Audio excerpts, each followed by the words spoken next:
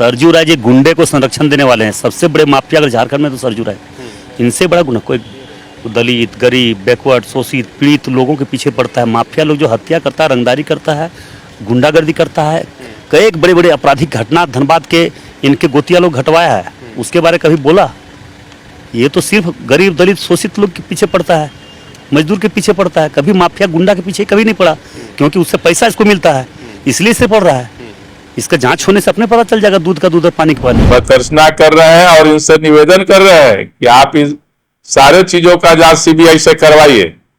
आप लिखिए सरकार को, आप सांसद हैं यहाँ के, आप सरकार को लिखिए कि जांच सीबीआई से होनी चाहिए कि सरजू राय जी का संबंध किस माफिया से है, और उसका नाम भी आप सार्वजनिक कीजिए। कीमत है, उसका एक औकात है, तो जांच करवावे, सीबीआई जांच करवाए। हम भी अनुशंसा लिखते वो भी लिखे। अगर नहीं होगा तो उसका परिणाम क्या होगा उसको, फिर अगर नहीं निकला तो फिर क्या होगा, लिखे हम सीबीआई, हिम्मत है तो सीबीआई जांच करवावे। सरकार को अभी सरकार का उम्मीदवार बना है, सरकार का नेतृत्व कर रहा है भी झारखंड सरकार का, जितने भ्रष्टाचारियों का संरक्षक दे रहा है, हिम्मत है तो जांच करवावे ना। तो ये भी तो 15 साल विधायक थे, कभी तो ऐसा मामला नहीं उठाया है, कभी तो नहीं उठाया 15 साल में कि राय साहब माफिया है। तो इसलिए ये सस्ती लोकप्रियता के लिए अब सांसद हो गए हैं।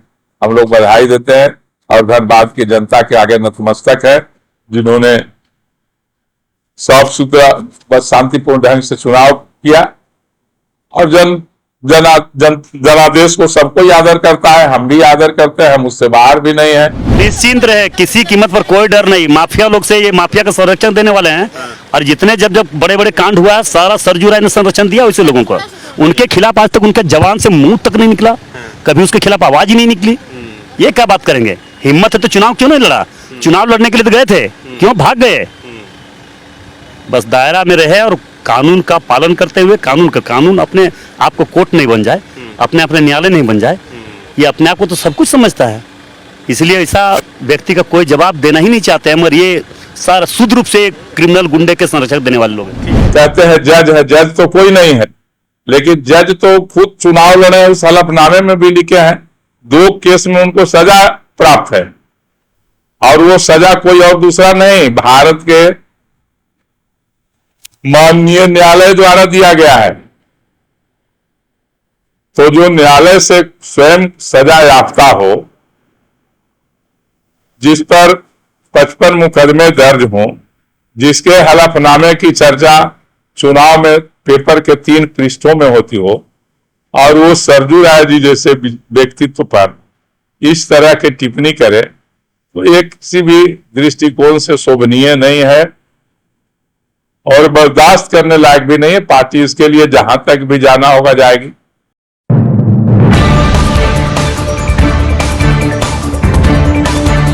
सर्किट हाउस में आयोजित प्रेस कॉन्फ्रेंस के दौरान भारतीय जनतंत्र मोर्चा के जिलाध्यक्ष उदय कुमार सिंह ने कहा कि पिछले दिनों रांची में धनबाद के नवनिर्वाचित सांसद ढुल्लू महतो द्वारा विधायक सरयू राय के विषय में ये कहा जाना कि सरयू राय माफिया है और इनका संबंध माफियाओं से है, जिसका भारतीय जनतंत्र मोर्चा धनबाद घोर निंदा करती है। माननीय सांसद को पार्टी याद दिलाना चाहती है कि अब तक उनके ऊपर लगभग 55 मुकदमे दर्ज हो चुके हैं, जो रंगदारी और जान से मान्यता के धाराओं में हैं।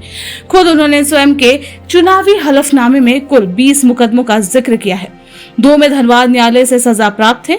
अपने ही परिवार की जमीन हड़प कर जेल से बड़ा बाउंड्री बागमारा प्रखंड अंतर्गत लेडी डूमर और भुरना बस्ती में किए हुए हैं, जिसमें सरकारी रास्ते तक को इन्होंने अपने कब्जे में कर रखा है। जीत की आंधी ने इन्हें इतना मदहोश कर दिया है, जिसके नशे में ये कुछ भी उलझुल और किसी का भी चरित्र हनन करते चल रहे हैं।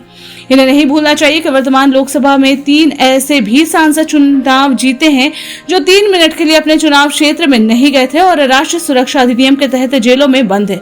विश्व का सबसे पॉपुलर व्यक्तित्व का प्रधानमंत्री नरेंद्र मोदी अपने वोटों की गिनती में 3 चक्रों तक पीछे रहे। उसका मतलब ये तो नहीं हो सकता कि हमारे विश्व स्तरीय लोकप्रिय प्रधानमंत्री की तुलना संसदीय चुनाव में विजयी आतंकवादी से किया जा सकता है। माननीय सांसद अपने और प्रिंस खान के संबंधों की जांच केंद्रीय अन्वेषण ब्यूरो से करवाने की बात कर रही है, तो अभी श्रीमान स्वयं सांसद है। इससे पूर्व 15 वर्षों तक विधायक भी रहे। कितने गरीबों से संबंधित मामलों को विधानसभा में इन्होंने उठाया है। ईडी, सीबीआई जैसी संस्थाओं से इन्हें धनबाद के माफियाओं की जांच करवाने की मांग सरकार से करनी चाहिए और ये भी सार्वजनिक करना चाहिए कि धनबाद में किन माफियाओं से सरयू राय का संबंध है। बल्कि मैं तो उन्हें चुनौती देना चाहता हूं कि आप इसकी जांच हेतु जरूर भारत सरकार को लिखे और करवाए। उत्तेजक बातों और भावनाओं की आग में राजनीति करना छोड़े और सच्चाई से जनता को अवगत कराने की कृपा करे। सरयू राय को आपके प्रमाण पत्र की आवश्यकता न थी, न है और न रहेगी।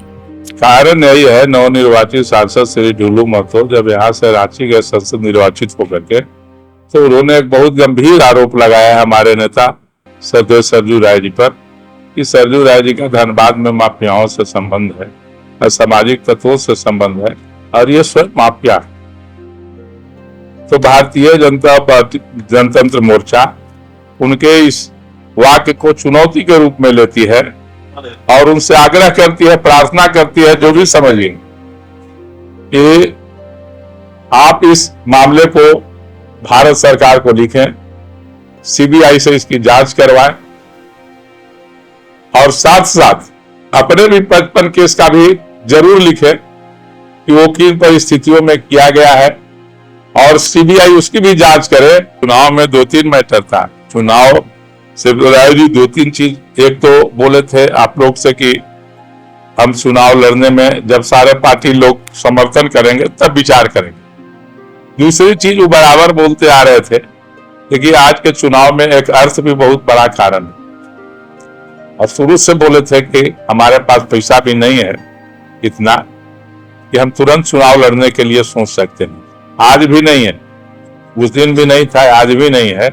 तो चुनाव सिर्फ खाली लोकप्रियता के आधार पर, और लोकप्रियता के आधार पर यदि चुनाव लड़ी जाती तो वो 3 लोकप्रिय महानुभाव जो आज बंद हैं भारत के जेल में, जो भारत सरकार के आतंकवादी घोषित है, बिना एक दिन भी गए चुनाव जीते हैं। इस 2024 के चुनाव में 2 पंजाब से और 1 कश्मीर से। और आदरणीय मोदी जी 3 राउंड पीछे चले हैं चुनाव में गिनती में। नहीं, उसका तो लिस्ट भी हम लोग दिए हुए हैं, डीसी को आया हुआ है, डीसी को गवर्नर से आया हुआ है। तो इनको भी हम कह रहे हैं कि इनको भी मांग करना चाहिए ना, ये जो सांसद है ना, इनको भी तो मांग करना चाहिए। यदि इनका नहीं है, हमारा नहीं है, हम बिल्कुल साफ सुथरा है, तो हम सरकार से जनप्रतिनिधि के नाते मांग तो कर ही सकते हैं ना, इसकी ईमानदारी से जांच करवा लीजिए। कोई मना तो नहीं कर रहा है।